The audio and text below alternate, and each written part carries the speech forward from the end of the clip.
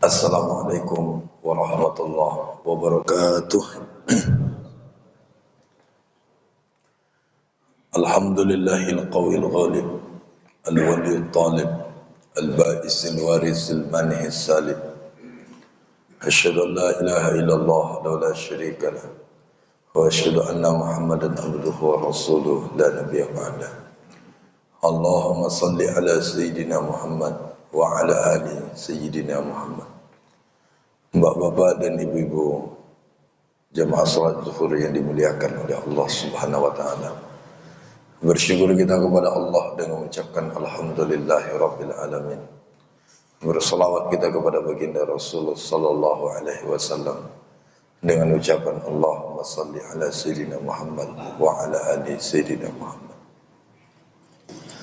Bapak-bapak dan ibu-ibu yang Allah muliakan, melanjutkan kajian kita tentang keseharian dan sifat-sifat mulianya Rasulullah sallallahu alaihi wasallam. Sebagaimana Allah sampaikan dalam Al-Qur'anul Karim, wa innaka la'ala khuluqin azim. Sesungguhnya engkau wahai Muhammad memiliki akhlak yang sangat azim, mulia, luar biasa. Dan Bapak Ibu, dalam riwayat yang lain kan diriwayatkan bahwa Aisyah radhiyallahu anha pernah ditanya oleh orang, "Ya Ummul Mukminin, kaifa akhlaqun Nabi?" Bagaimanakah akhlaknya Rasulullah? Maka kemudian beliau pun menjawab, "Kana khuluqul Quran." Akhlaknya Nabi itu adalah akhlaknya Al-Quran. Jadi setiap kita menjumpai sesuatu kemuliaan yang dimiliki orang lain, mutalaqqiyan bin Nabi sallallahu alaihi wasallam, pasti dia nyambung dan berkaitan terhadap Rasulullah sallallahu alaihi wasallam. Bahkan Bapak Ibu yang Allah muliakan, ketika kita berbicara atau kemudian ingin melihat sosoknya Rasulullah sallallahu alaihi wasallam, maka pun kita setiap melihat orang lain yang memiliki keakhlakan yang mulia, sifat yang luhur, keistimewaan di dalam diri seseorang, semuanya tetap pasti berkaitan tentang Rasulullah sallallahu alaihi wasallam. Kita jumpa dengan orang yang ikhlas, Nabi orangnya paling ikhlas. Kita jumpa dengan orang yang sabar, Nabi orangnya amat sangat penyabar. Sehingga ada kutipan saya kutip bahwa sallallahu alaihi wasallam jami'us sifatil kamaliyah wal munfaridu fi khalqihi wa khuluqihi bi asrafi khususiyah.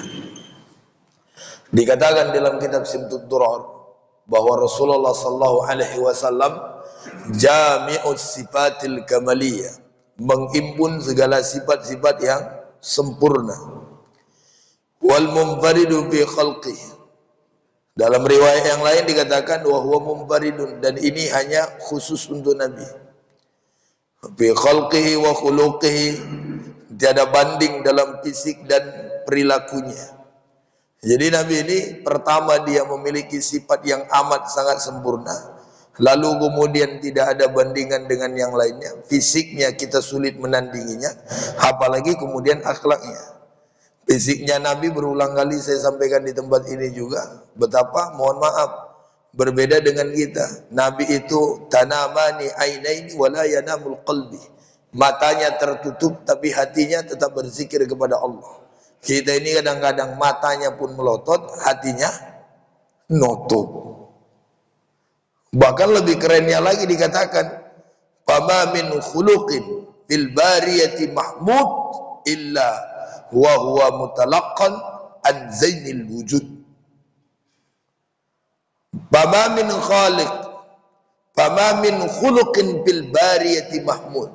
Di atas dunia ini, siapapun yang kita lihat, siapapun yang kita jumpai, siapapun yang kita ketemu, dia orangnya baik, dia orangnya luar biasa, dia orangnya istimewa, percayalah, illa wa huwa mutalaqqan bizainil wujud.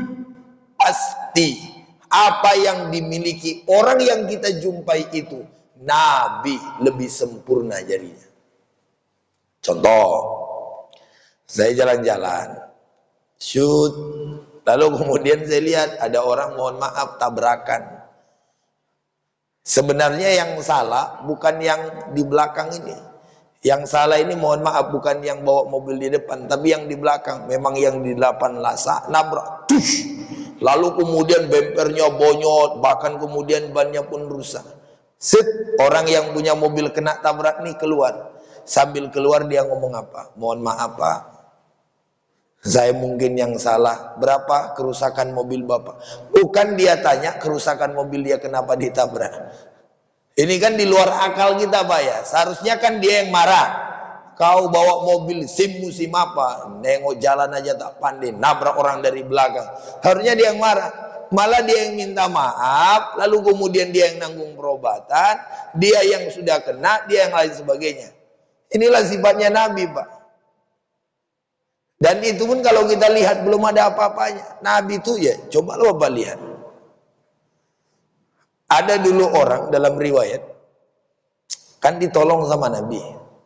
Setelah ditolong sama Nabi Pak, ini orang ini malah mengatakan apa? Dasar engkau tukang sihir, dasar engkau penipu, dasar engkau pembohong. Itu riwayat Abu Jahal itu kan gitu.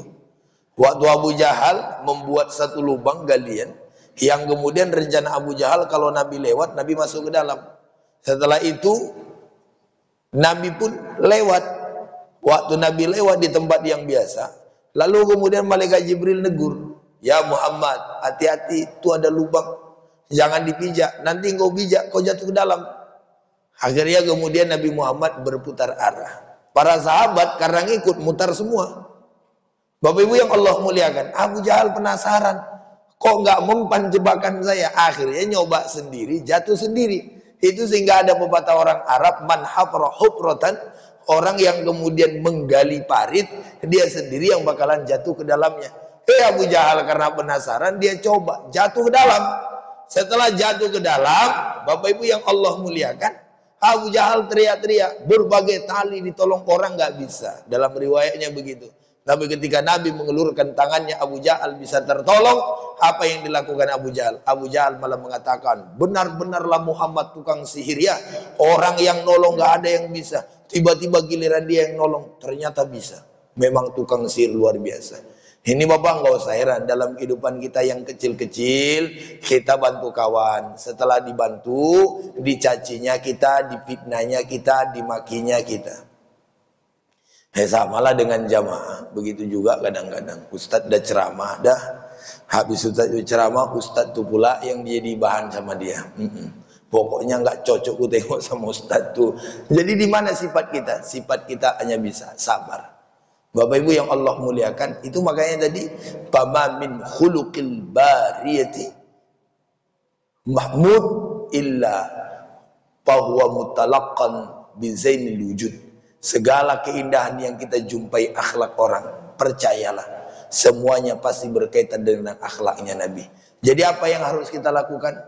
Yang harus kita lakukan adalah memperbanyak, mencontoh dan mencontoh apa yang ada dalam diri Rasulullah. Dari mana bisa kita dapatkan? Dari membaca kisah, dari membaca riwayat, dari membaca hadis Nabi, dari penjelasan Al-Quran, dari penjelasan para ulama. Ketika kita sudah semakin banyak tahu, pelan-pelan, oh begini. Jadi hidup ini kita nggak kagetan Pak. Ada orang dicaci, kok nggak marah? Seharusnya kan dicaci melawan ya. Kita kok enak betul dicaci. Dah, kok nggak marah? Ya udah, tenang. Karena semua udah ada contohnya. Orang yang membaca dalam riwayat yang lain, contoh begini. Kan ada itu riwayat. Dulu di dalam kitab namanya Al-Jawahir Al-Lu'lu'iyah, ditulis oleh Muhammad bin Abdullah Al-Jardani. Riwayatnya itu keren tuh. Ada riwayat yang menyebutkan itu Malik bin Dinar, atau yang riwayat menyebutkan itu Hasan Al-Basri. Bapak Ibu yang Allah muliakan, kan intinya ada ulama yang tinggal satu rumah. Yang di atasnya itu mohon maaf orang kafir, yang di bawahnya itu adalah orang Muslim. Seorang ulama besar. Ini orang kafir yang tinggal di atas. Masya Allah. Ternyata punya kamar mandi. Udah bertahun-tahun di kamar mandi bocor, jatuh ke bawah. Yang Muslim ini tinggal di bawah. Yang dia lakukan apa? Dia ambil tampungan, ember, lalu kemudian dia tampung itu air.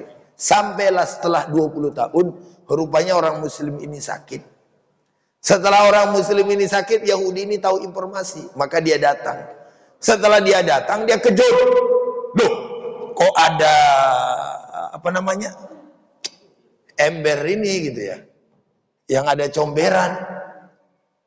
Sehingga kemudian orang Yahudi ini nengok mulai dari bawah sampai terus ke atas.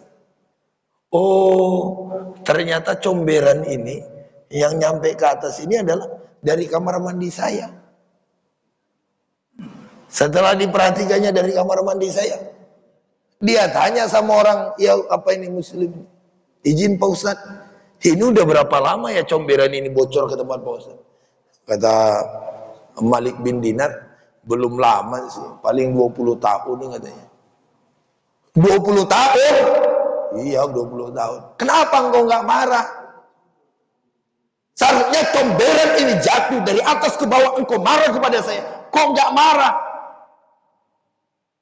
Kata Hasan Al-Basri dalam riwayat Malik bin Dinar, karena Nabi saya mengatakan, Majala Jibril, tidaklah malaikat Jibril senantiasa mewasiatkan kepadaku, yusini biljar, tentang tetangga.